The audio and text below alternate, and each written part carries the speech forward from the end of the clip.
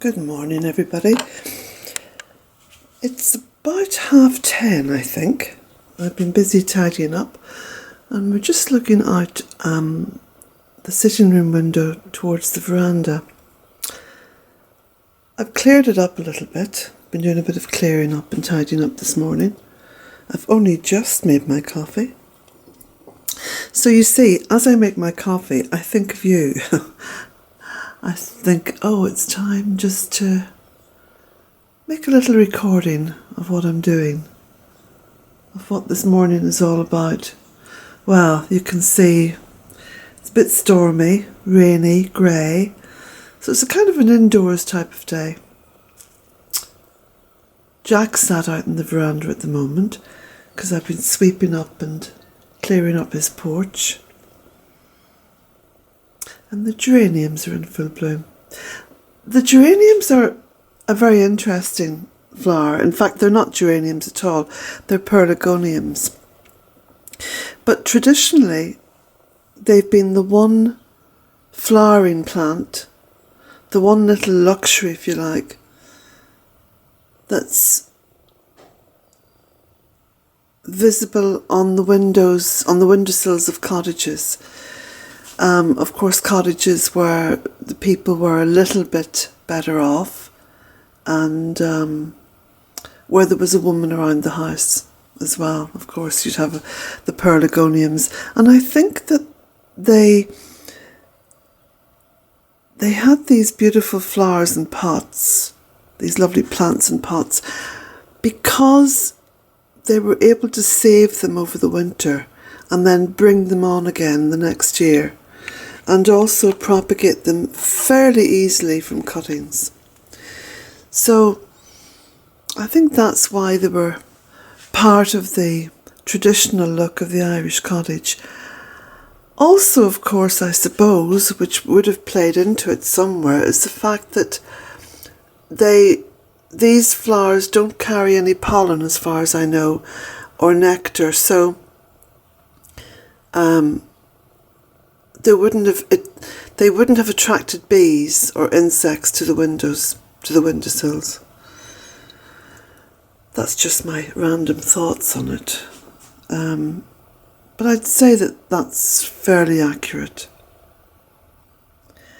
So you'd normally have one geranium in a pot, like that.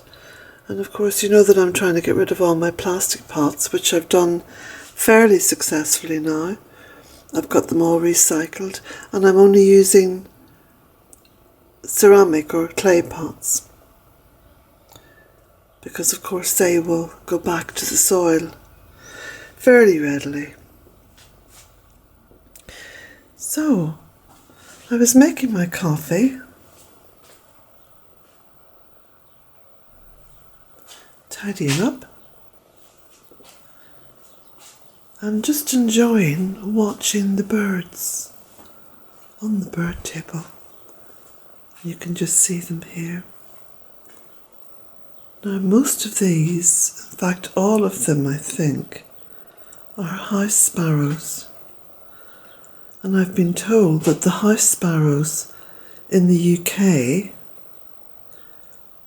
were on the endangered list of birds.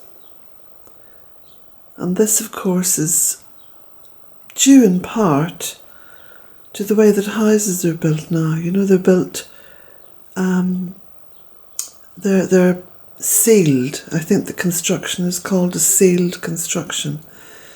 So there's absolutely no little holes or gaps on the external walls anywhere.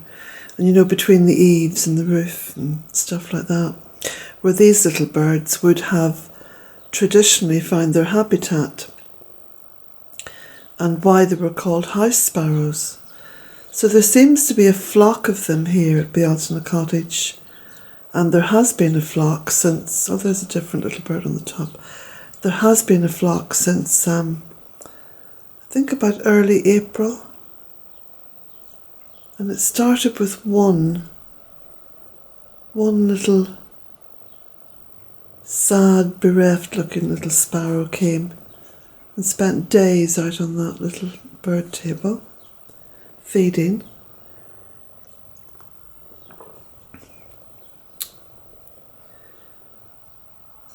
So you can see just from the urgency of their feeding why I consider it important to continue to feed the birds.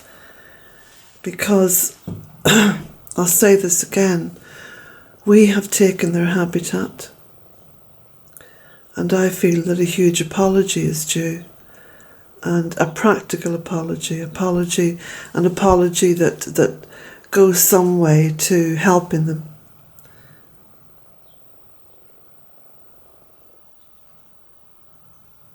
So I've just moved, and so they can probably see me, which is why they've all flittered off. So I'll move away from the window.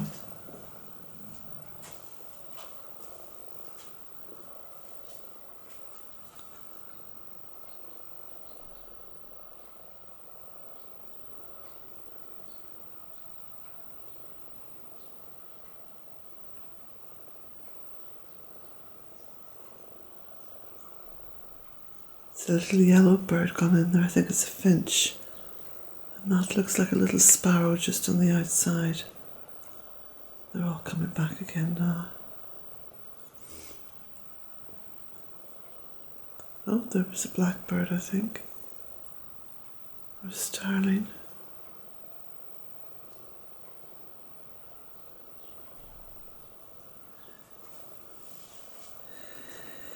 So, there's the time, it's 9:45.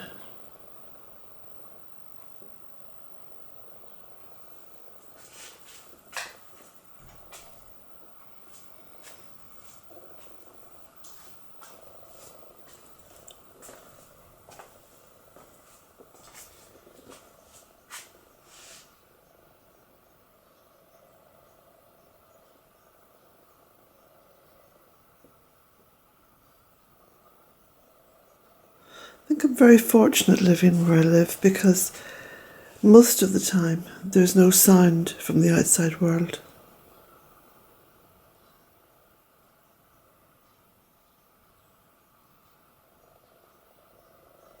Sometimes just very faint sounds. Of course, the more the trees have grown, the less sound permeates the cottage.